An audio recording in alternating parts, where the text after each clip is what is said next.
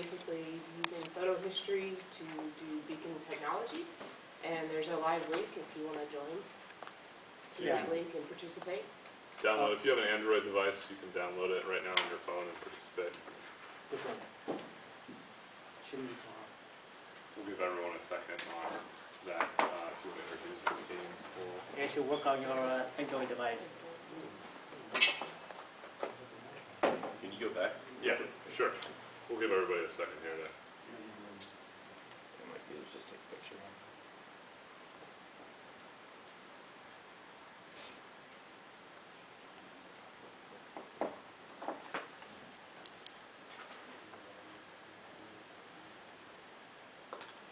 Some people are still typing, so let's give everyone just a second here. It would have been nice to get a shorter short link. That would have been key, but Yeah, the tiny URL isn't quite that tiny. yeah. That's our next hack. More tiny or URLs. Yeah. Okay, we'll go ahead and get started. Sorry, okay, Take a never mind. picture. Okay, we'll go back. It's just back on the wall. That's true. Okay. Right there. I'll write it. Okay. All right, we'll go ahead. So our team is made of myself, Ashley Duke from Google, Brian Charles, Reed Siniscu from Rumbus, Don V, I'm not sure how to say the name there, and Kenneth, and Mike Cross from Wyoming Turner.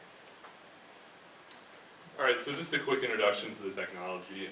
We're basically using BLE beacons, which are Bluetooth low energy. Basically sends a signal from the beacon device to a phone. It's a one-way signal. Apple first introduced the technology a few years ago. It's called iBeacon. Google recently introduced the technology about 3 months ago called Eddystone. And most beacons that are being created today support both technologies. So essentially what we were thinking was maybe we could strategically place these around construction sites, essentially trying to provide indoor GPS and better location triangulation compared to traditional GPS, which is not really accurate to a very close level indoors.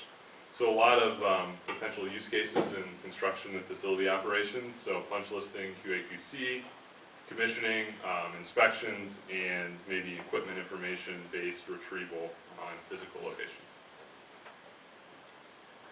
So we decided to focus on the punch list aspects, specifically with taking photos. So the whole idea was basically you can be near a beacon, take a photo, register with that beacon, so you can basically track the history as you're building the job, and you can bring up all those photos. And really the bulk of what we want to do is show you what these guys with Rumbus are able to do, so we'll just get right into it.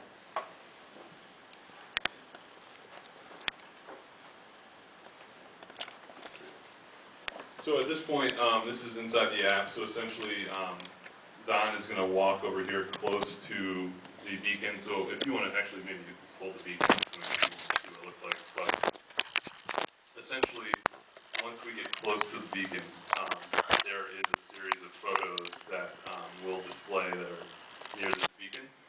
One of the challenges with this still is that the beacon discovery process is not the greatest within, I would just say within Bluetooth in general. So now you can see the photos have basically appeared based on the fact that we're near this beacon.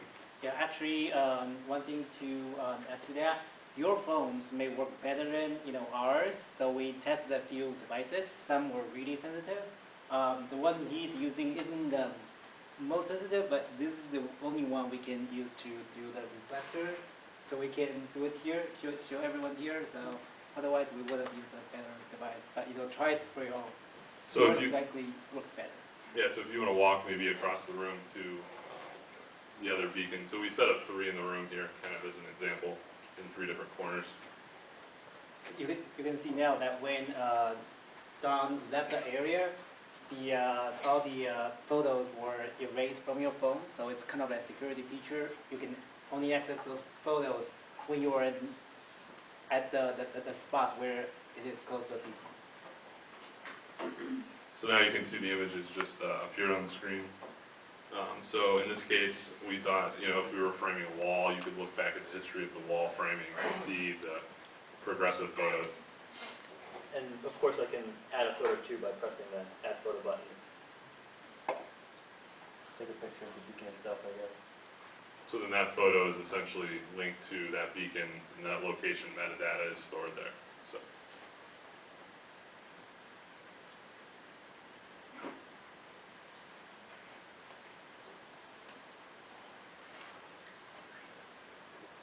I think that beacon is the one that acts up the most.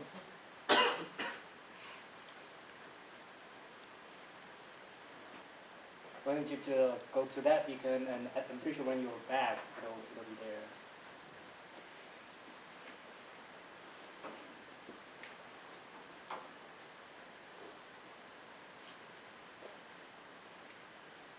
So now you can see the images have appeared that are linked to this beacon, so based on his proximity. Interesting thing with the beacons are you can actually adjust the sensitivity of them, so you can adjust how often they're sending a signal, you can adjust their radius of emission as well. So if you were deploying these on a construction site and you put some time and thought into how you were going to deploy them, you could actually probably draw on a floor plan exactly where you wanted to put them and then adjust their sensitivities accordingly. You see that the picture he took just showed up here?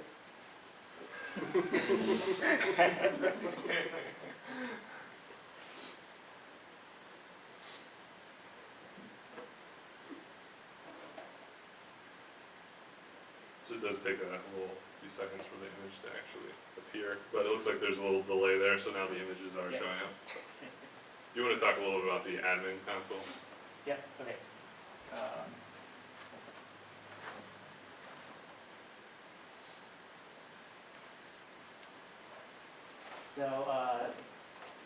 Like I just mentioned, we built the location-based security feature where, like, you know, all the photos are stored in the cloud in AWS Web Service, which is Amazon Cloud. When you are not on the site where the beacon is deployed, you won't be able to, all the photos are erased from your phone. But also we built a admin console, a feature where, like, you can the authorized user can have access to all the photos that uploaded to the cloud so far, and, you know, derive some intelligence out of it. You know, I'm going to show you quickly how that works.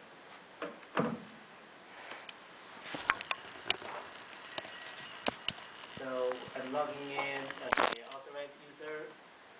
If you want to see that, you can ask me for the password. So as you can see that these are all the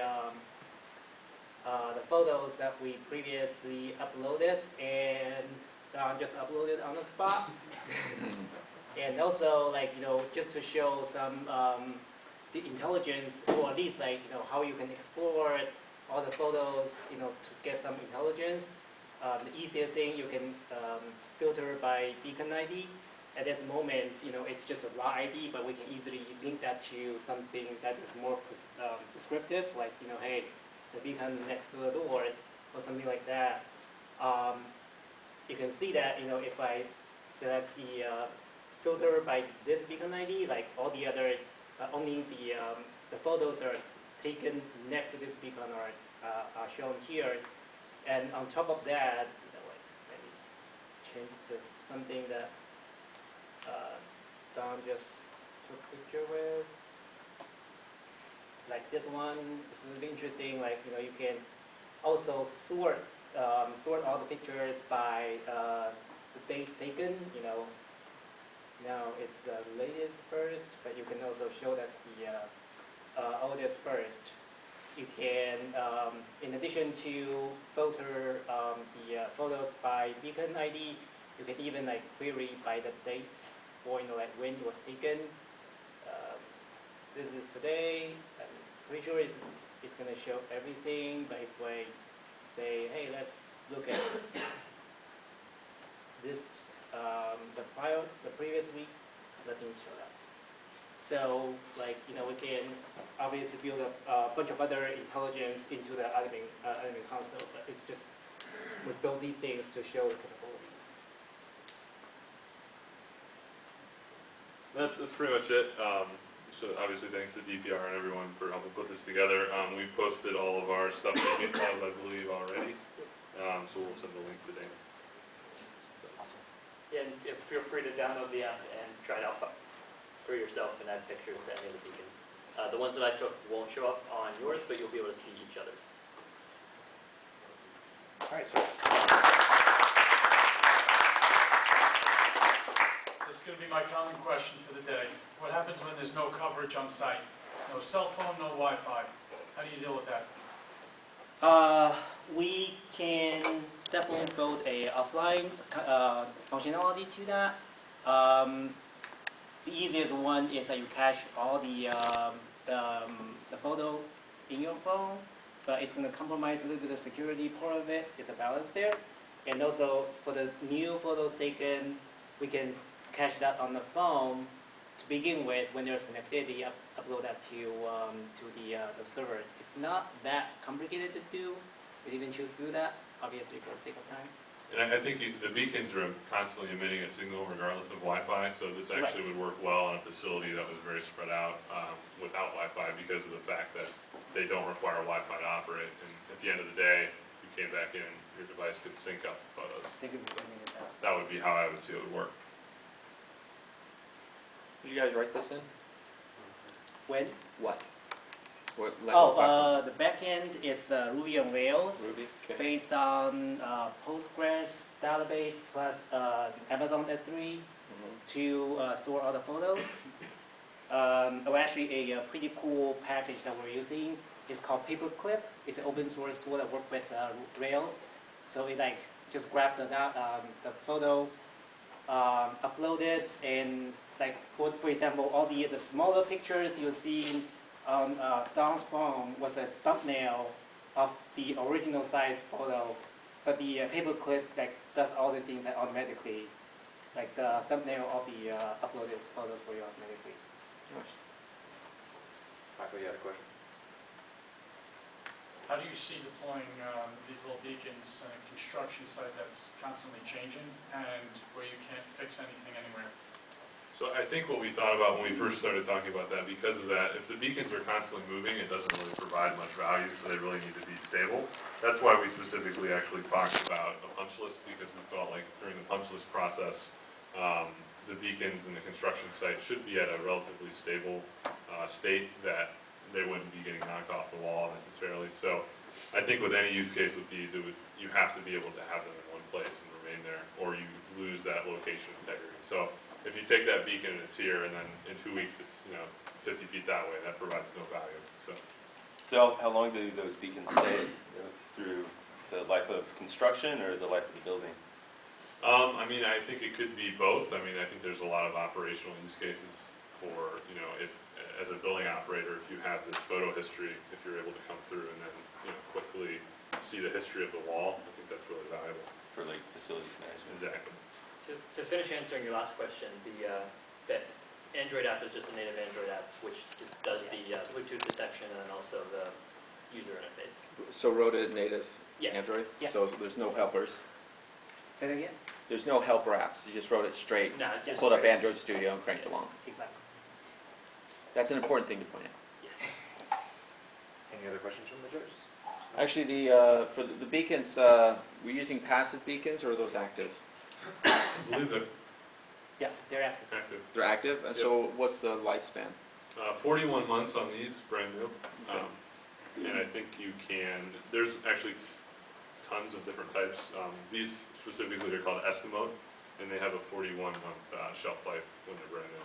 Okay. They also have one that's basically like a sticker, literally the size of a sticker that you can put on, which I think would also be really interesting for construction. In this case, we just use these they look like little rocks, kind of. So that leads into a question I actually had as well, is does this work with all iBeacons, or is it just, I don't know enough about beacons. So this is, these specific beacons here broadcast both iBeacon and Eddystone. So Eddystone is for Android and iBeacon is for an iPhone. So these specific beacons would broadcast for both types of phones. Okay. Any type of beacon will work with this app though, because all we're doing is detecting any Bluetooth beacon that's nearby,